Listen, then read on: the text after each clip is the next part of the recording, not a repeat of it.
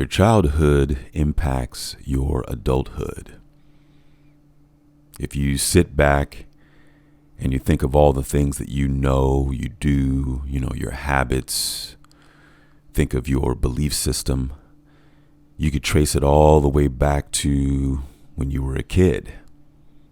Good and bad, habits, beliefs, conduct, manners, all of it traces back to when you were a kid. And then there's other stuff that fills in along the way. When you were a teenager and in your 20s, you pick up on some new stuff, and then you pick up on some more stuff if you're in your 30s. And now some people can have all of that happen, and then when they hit 35, flip the switch and become totally new.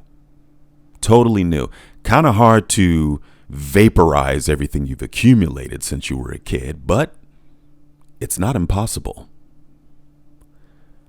Childhood and what you learn, what you pick up, who raised you, how they raised you.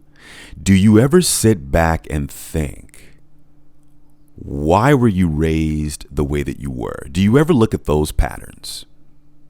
Or better yet, do you look at yourself and how you think and what you do and wonder where that came from, how it was structured? How were the elements of your persona stacked up? Or do you just ignore all of that? Maybe you dismiss it. Maybe your childhood was a little dark and it's hard for you to go back there. It's interesting. But our childhood definitely has impact on our adult life, within the human experience, of course. So then, what is the ultimate goal? The ultimate goal within this human experience is what? We are taught that success is a big part of it, right? And success comes in the form of what? Getting that job, getting that education, getting financial expansion, being able to buy things, being able to afford. The word afford comes into mind. Status, prestige. All of these things have been pinned into our minds in terms of what the ultimate goal is. You work or you own a business, and that produces wealth, which produces the ultimate goal. And what is the ultimate goal? What is it that you want? Cut away the fluff. If you could sum it up in one word, what is it? Usually this applies to most people. You could easily say that most people want that one thing. Now, of course, you could give me a long sentence, right? You could give me a paragraph, some of you. Okay? The short answer, the long answer. But the one thing would be happiness. Happiness. That's the goal that people are shooting for. Now, happiness comes in the form of some of the things that I mentioned. It also comes in the form of marriage, children, family, all of that stuff, right? And you learn all of this when you are a kid.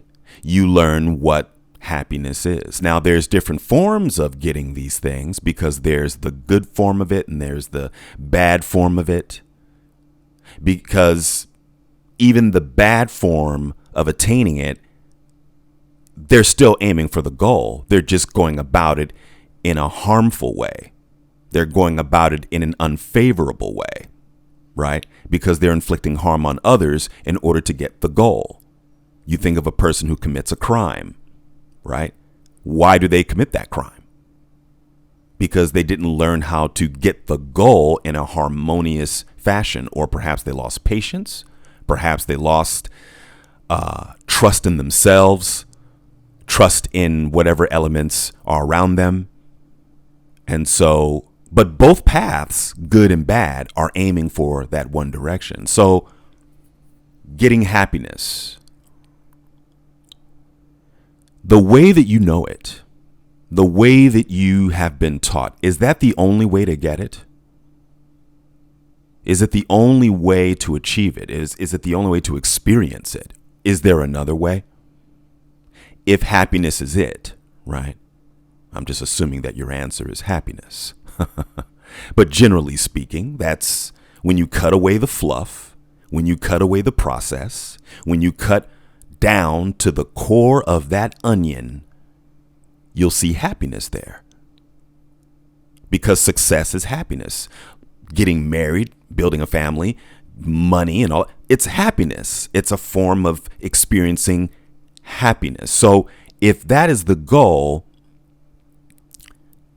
does it really matter how it's achieved? Of course, you can easily say, well, then if that's the case, then why not continue going about getting happiness the wrong way? Well, because the key is to have harmony here. The key is to get happiness without inflicting harm on others. Raises the question, can you be greedy without inflicting harm on other people? Apply that to the people in power, right? Perhaps they have not figured out how to gain without inflicting harm on others. You would think that we have figured out a way to get that in the most favorable fashion. But we haven't. Someone always loses.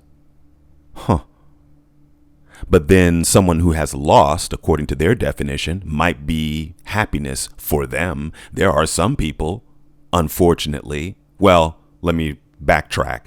In my mind, it's unfortunate, but in their mind, it's not. They're living on the street and they found a way to be happy with that. Some have not. In my mind, that's not a good thing to do. That's not a good place to be. But in their mind, it is.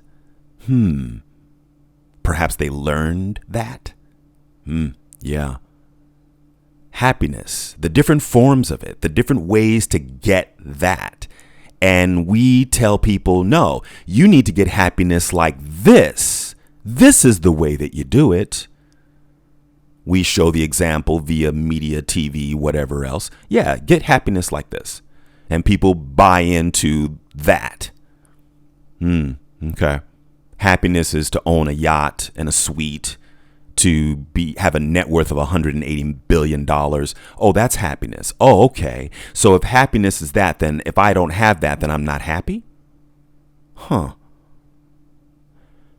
Have you asked yourself these questions? Happiness. If that's the goal, is it really what you've been taught? Are you open to that? Are you open to the idea of happiness coming to you in a totally different way than what you learned? Because that's possible. Perhaps you have been chasing happiness that may not happen the way that you envisioned. It might not come from that. Challenge for you this week. Go back to the first 10 years of your life. Just the first 10. Because the first 10 years are crucial. From birth to age 10. Okay? Some of you, as those first 10 years may be very dark. And if it is for you, I'll just send you healing energy. Okay? I'm sending that to you right now while you do this. But my challenge for you is to go back to the first 10 years of your life and really examine it. Really look. Peel away those layers and look at what was taught to you, whether it be a single parent that did it or both parents or whoever raised you. Look at it. Okay? Look at all of the stuff that you accumulated into your mind within the first 10 years. Okay? Because therein lies the answer as to why you do what you do today and why you feel happiness can only be achieved the way that you believe it will be. It connects. Some stuff you probably got at age 28, 19, 32, but at its core, first 10 years of your life.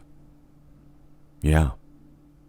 So take a look at that this week, break it all down, and see if you can find another lane.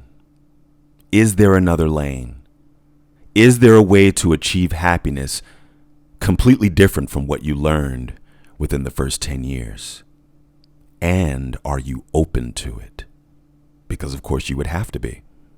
You would have to be open to the idea of happiness coming to you differently. Now that's a big step, but it's not impossible, because we can change the same way that a caterpillar changes to a butterfly. This is truth. The change that we can do within the human experience can be that drastic. My belief is that's why that exists. The reason why we can see a change of a caterpillar to a butterfly is to remind us human beings what we are capable of doing from this side of the experience, right?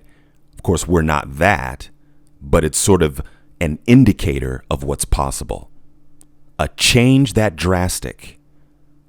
You were going this way, and then all of a sudden you're going the other way, and everything that you were is just erased. Now, some of you might not want to do that because you're so used to who you are now. And you've been chasing happiness this way for 35 years, 40 years. But perhaps with this analysis of the first 10 years, you can find some pieces that can be rerouted. Give it a shot, see what you come up with. I'd like to know if you're open to it. You can put it in the comments or contact me privately, but see what you come up with.